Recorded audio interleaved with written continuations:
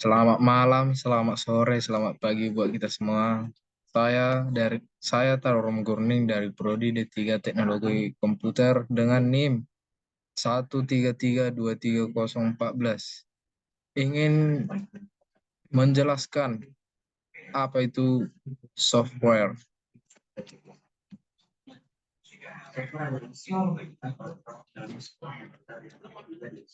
Pengertian software. Apa itu software? Software adalah seperangkat instruksi, data, atau program yang digunakan untuk mengoperasikan komputer dengan menjalankan tugas-tugas tertentu. Software merupakan perangkat lunak komputer yang bertanggung jawab untuk mengelola perangkat keras pada komputer. Selanjutnya, jenis-jenis software. Berikut adalah beberapa jenis-jenis software yang umum digunakan dalam sistem komputer, yaitu sistem operasi atau operating system. Operating system merupakan perangkat lunak yang mengendalikan semua komponen yang ada di dalam mesin komputer. Misalnya Windows, macOS, dan Linux.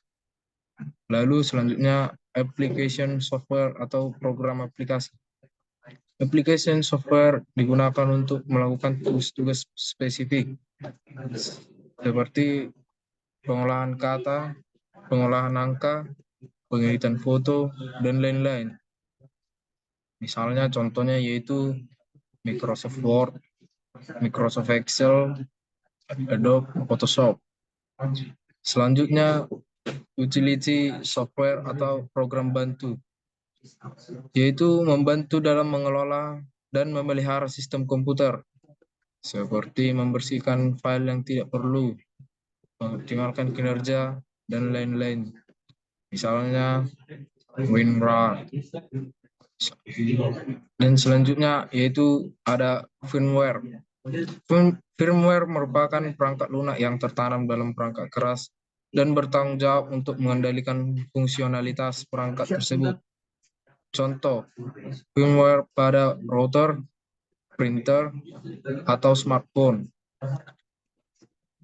Ada juga yang hampir sama, yaitu freeware, yaitu jenis software yang dapat digunakan secara gratis tanpa batasan waktu tertentu.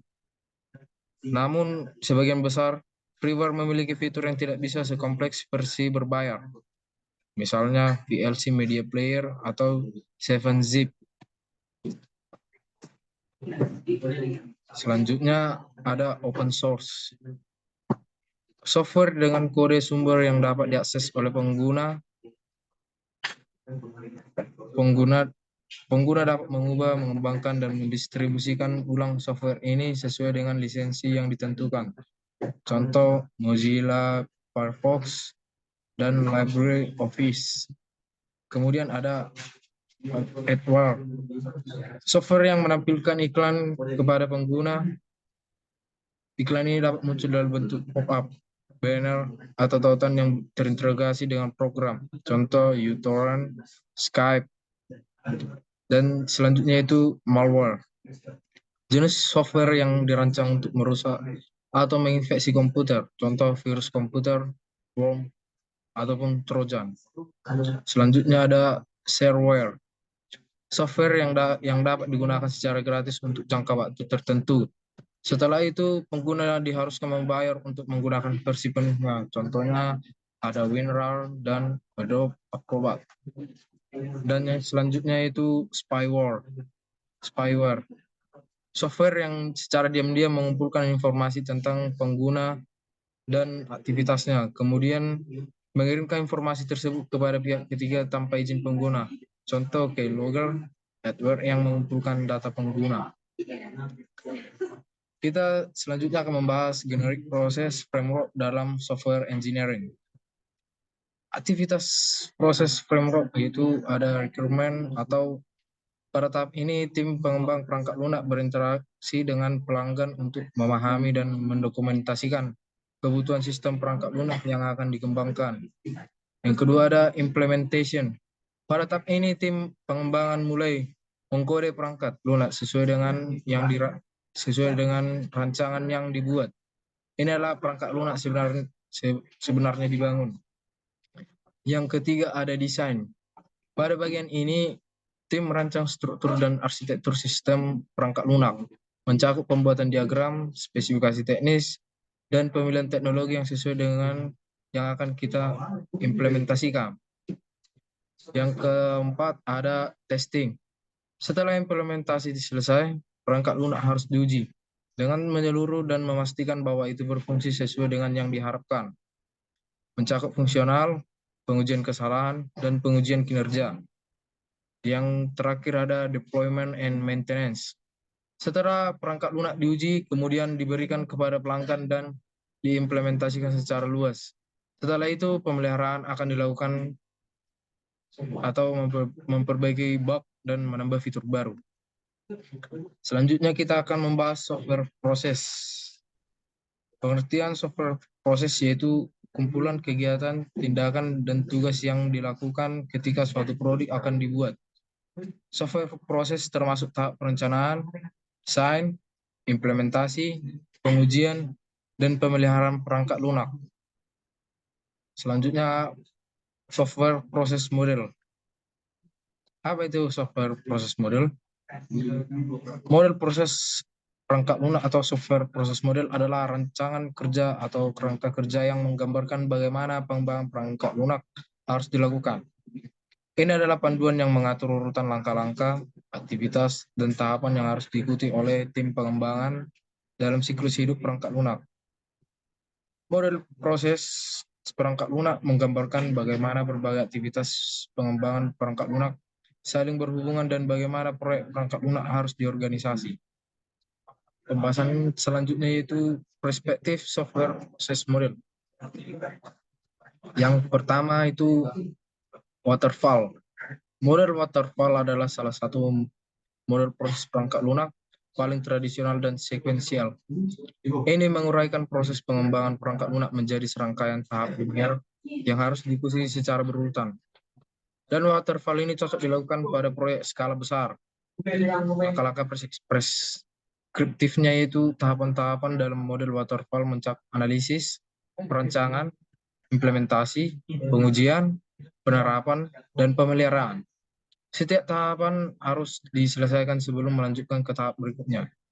Perubahan yang signifikan seringkali sulit dilakukan setelah melangkah ke tahap berikutnya. Kelebihan model proses waterfall yaitu strukturnya yang jelas, mudah dimengerti, cocok untuk proyek dengan kebutuhan yang sangat terdefinisi dengan baik. Kekurangannya itu tidak lentur terhadap perubahan. Mungkin memakan waktu yang lama sebelum melihat hasil, risiko tinggi jika perubahan diperlukan di tengah jalan. Lalu yang kedua yaitu incremental model, yaitu mengkombinasikan linear flow dan parallel flow. Setiap linear menghasilkan penambahan fitur. Incremental biasanya core produk di mana kebutuhan dasar sudah terpenuhi. Namun beberapa fitur pendukung belum memadai. Digunakan untuk banyak proyek perangkat lunak. Kerja dilakukan berulang seiring kemajuan proyek. Mencakup komunikasi, perencanaan, pemodelan, dan konstruksi, dan penerapan berulang kali melakukan literasi. Semakin banyak peningkatan yang dilakukan, perangkat lunak menjadi semakin lengkap. Lalu pembahasan yang berikutnya itu contoh agile model. Contoh agile model yaitu Scrum. Scrum adalah framework pengembangan perangkat lunak yang populer dan sering digunakan dalam proyek dengan tim yang terdiri dari beberapa orang. Dalam Scrum, pengembangan dilakukan dalam literasi yang disebut sprint, dengan durasi biasanya antara 1 hingga 4 minggu.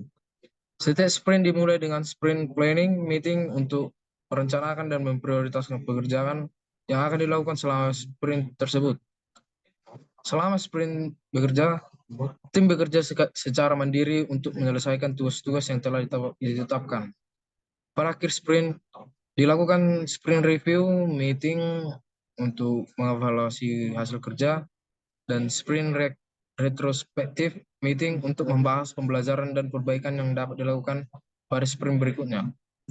Scrum memberikan fleksibilitas dan fokus pada kolaborasi antar tim, sehingga cocok untuk proyek-proyek yang membutuhkan adaptasi cepat terhadap perubahan dan risiko. Selanjutnya pembahasan kita yaitu umbrella activity. Apa itu umbrella activity? Umbrella activity adalah serangkaian langkah atau prosedur yang diikuti oleh tim pengembang perangkat lunak untuk memastikan kemajuan, kualitas, perubahan, dan risiko dari tugas-tugas pengembangan yang lengkap. Umbrella activity merupakan kegiatan yang menaungi atau memayungi pengembangan perangkat lunak agar dapat menghasilkan produk yang berkualitas. Umbrella activity terdiri dari beberapa tugas, seperti tracking dan control, formal technical review, software quality assurance, software configuration management, document preparation, and production, reusability management, measurement and metric, dan risk management. Dan pembahasan kita yang terakhir yaitu jenis-jenis kebutuhan perangkat lunak. Apa saja kebutuhannya? Yaitu yang pertama kebutuhan fungsional, yaitu menjelaskan apa yang harus dilakukan oleh perangkat lunak. Contohnya sistem perbankan harus memungkinkan pelanggan untuk melakukan transfer dana antar rekening. Yang kedua yaitu kebutuhan non-fungsional, menjelaskan atribut atau kualitas perangkat lunak. Contohnya waktu respon sistem harus kurang dari 2 detik saat akses pengguna. Yang ketiga yaitu kebutuhan sistem, berkaitan dengan spesifikasi perangkat yang perangkat keras atau perangkat lunak yang dibutuhkan untuk menjalankan aplikasi. Contohnya sistem operasi didukung adalah Windows 10 atau lebih baru. Yang keempat yaitu kebutuhan pengguna, kebutuhan yang dinyatakan oleh pengguna yang menggambarkan apa yang mereka harapkan. Contohnya itu pengguna harus mengimport file gambar ke format JPEG.